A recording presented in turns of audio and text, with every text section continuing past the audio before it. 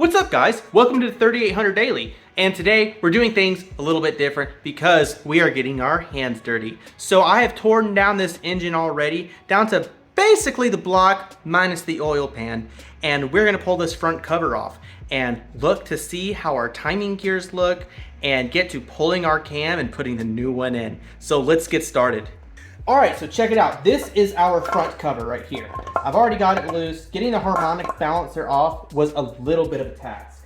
However, we got it off. You're gonna need to use some jaws, something like this from Harbor Freight, $30 tool. So I'm gonna pull this cover off and y'all are gonna get first look to see what it looks like. After 240,000 miles, that is. And so far, things are looking pretty good. This chain is nice and taut. It's not loose. Our teeth are not worn down. We have all of our teeth, which is good. If you're missing any teeth, you were about to have a catastrophic failure, and that's a no, no, no. We've also got our balancer gear up here. Looks pretty good.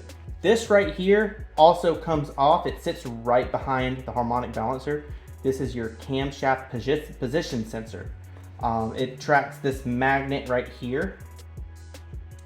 And also be careful of this gasket. It is metal. I cut my pinky open, so careful with that. So first thing we're gonna do when it comes to taking this apart is we're gonna take this center bolt off. It looks like we're gonna be able to get away with an axle socket. It's a 29 millimeter.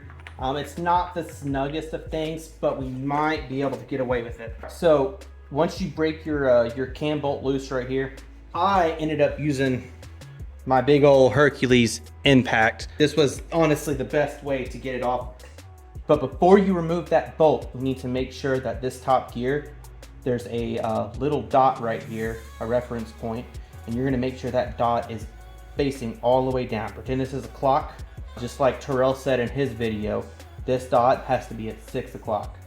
So we are going to rotate this until, sorry if my hands are in the way, until we are at 6 o'clock. So we got this dot at 6. We got this dot right here, not this one, this dot right here at 12 o'clock. So once you have it there, you're good to take off your cam bolt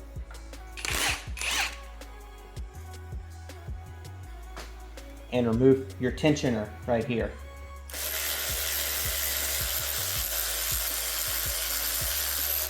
Now I'm not gonna put this tensioner back on because I have a replacement tensioner, but you can tell that there is a lot of wear on this tensioner, which is why we're replacing it. These tensioners like to fail because these tensioners will get worn through. So again, make sure 6 o'clock, 12 o'clock, remove your cam bolt, and everything will come right off. So here you have it. This is a single chain. Let me get my double chain so we can compare it.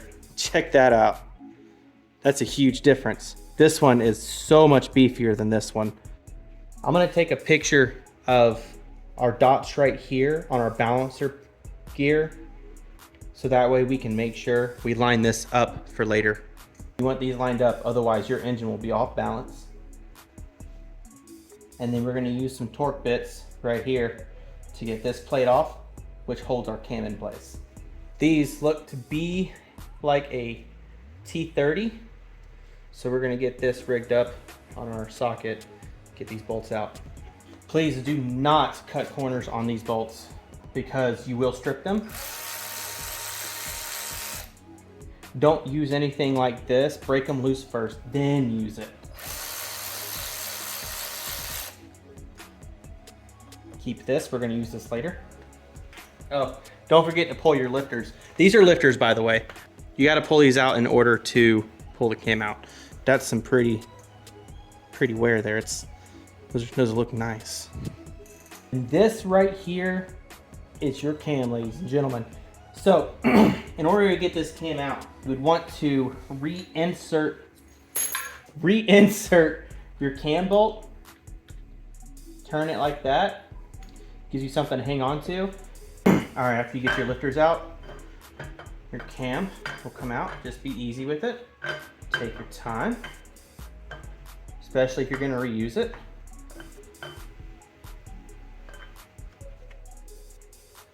There it is. That's your cam. This is a good time to inspect it, especially if you're putting it back in. Look for some scarring. So like, for example, that little bit right there, some scarring. Now you can kind of see our wear on this cam. That's scarring right there. It's smooth. I can't get my fingernail on any of it, but it's definitely a little bit of wear on there. But all in all, it looks really good for 240,000 miles. So I'm gonna go sit this one down. We're gonna go put our NIC Cam in now. All right, Comp Cam's NIC Cam. This is what we're putting in it. I'll put all the specs right here for it while I take this out of the bag. All right, here we have our NIC Cam. As you can tell, much more aggressive lobing on this one. We can kind of compare the two here, and you can see those lobes are just a little bit more aggressive, which we obviously like. Get on your other cam, make sure you take off this little magnet and put it on your new cam. You're gonna need that. And when you're putting your new cam in, make sure your little magnet notch there is in the same position, and make sure you have plenty of assembly lube. Lube everything on this cam. Make sure it's like a bar of soap and she ain't trying to drop. Lube this sucker up. Wear some gloves. It's gonna get sticky and messy, just like your mom. All right, and here we go. Be very generous with it.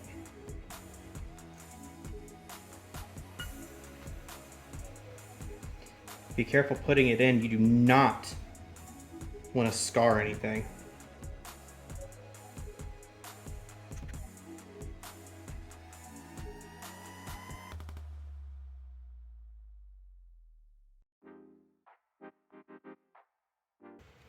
Ugh. All right, and take your time. I cannot stress that enough.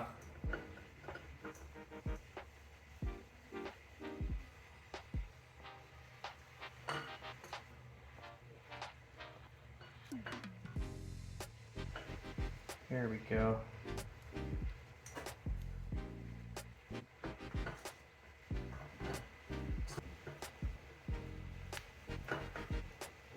Voila. And it's in. Cam install complete. And don't forget your little magnet here. Can't see it. This little magnet right here. Again, I almost forgot mine. When you tap it on there, tap it on real easy. Don't be very aggressive with it. So now we're gonna put this plate back on. Hope you didn't strip or lose these. All right, now it's time to break out our Time Master rolling chain. Also, we are going to delete this pulley because our chain's not gonna fit with this on here. So you can delete your balancer, or you can just leave it in. It is a little bit extra weight, but you will need to plug the other side. I don't feel like plugging mine, so I'm gonna leave mine in. Just gonna take this gear out.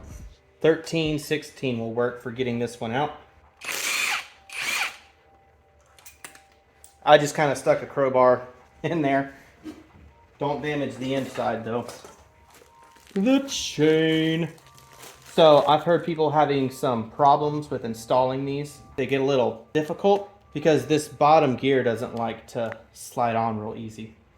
Okay, so you don't really want to put these two on without the chain on just yet. I just wanted to do this as reference. So this right here is your 6 o'clock marking right there. Make sure you put your magnet right here. It's really easy to pop out. You just squeeze the sides and it pops out the back. And then for this gear right here, I had to contact Terrell to get clarity. But you have a 0 marking right here. and a 0 marking right here. Now your key, which is this right here, the little key groove, is going to go to the right of your first 0, and then your 0 back here is going to be at 12 o'clock. So thank you for Terrell for clearing that up. I'm going to get the chain on. I'll show you how to get this gear on all the way. It's a little tricky. It's very, very hard to get on. There's technique for that. All right, so in order to get this gear on, you need to get a large socket, something that's going to fit over this, preferably an axle socket, something that's not going to damage your gear, so it's not too big or too small. But make sure when you're putting this on that these key grooves are perfectly lined up, because there is no twisting this once it's on there.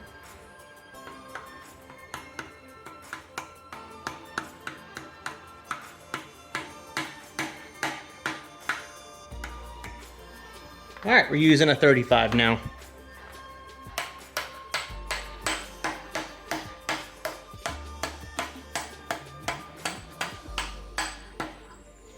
All right, we're all the way on there. If you don't have a socket deep enough like me to do it, then you can always get your old gear and slip it on there.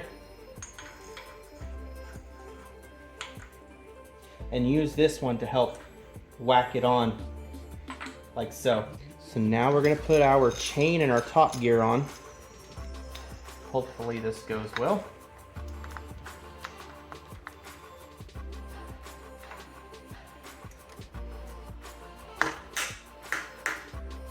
Wouldn't recommend using any other hammer than a soft hammer for this, because you really don't want to mess anything up.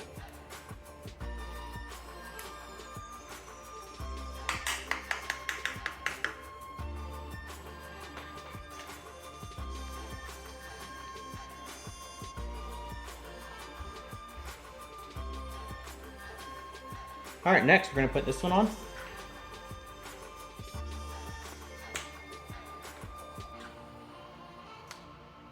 And congratulations, you have your Rollmaster timing set on. Double chain. This is going to go great. We're going to go ahead and install a new tensioner. Make sure you get this little guy in this hole, and this bolt in this hole.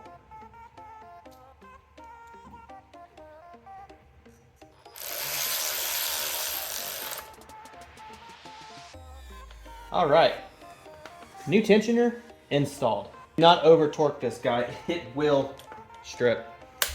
Time to reinstall our cam bolt.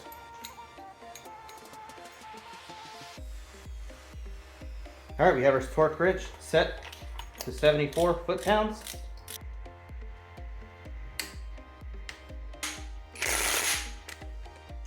So this is really hard to turn by hand. So I used my impact and just made sure that the socket turned 90 degrees. I don't recommend doing that because it does beat your bolt up a little bit. However, you're gonna need cheetah bar, and you're gonna need to have your flex plate on the other side blocked with something keeping it from turning over. Okay, so this kind of concludes our cam and timing master, our double chain. If you have any questions, leave them in the comments. I tried to cover just about everything that I could when it comes to this cam install. Taking this off, the timing cover right here, taking this off, you're gonna have a bunch of bolts that are holding it on. If you look at this side, you can kind of pause it and see which bolts are actually making it through on the cover. And look out for those. This right here, 30 Torx bit, we're gonna change this out too. This is the cover to your oil pump. That's what this is right here. Basically, it turns this and it pumps oil. This is the underside of our oil pump cover, and that is our oil pump. It's a good idea to replace these when necessary, because we do have wear patterns here. I mean, pretty basic stuff, right? Without further ado, I hope you liked the cam install. I'm really excited about getting this thing up and running again. Next video, we're gonna do a little bit of inspecting on taking our oil pan off and taking the transmission pan off of the 4T65E so we can see the devastating effects of running a lot of power on a stock 4T65E. Please subscribe, like, comment, share this video to anybody who needs help installing a cam, and until then, drive easy.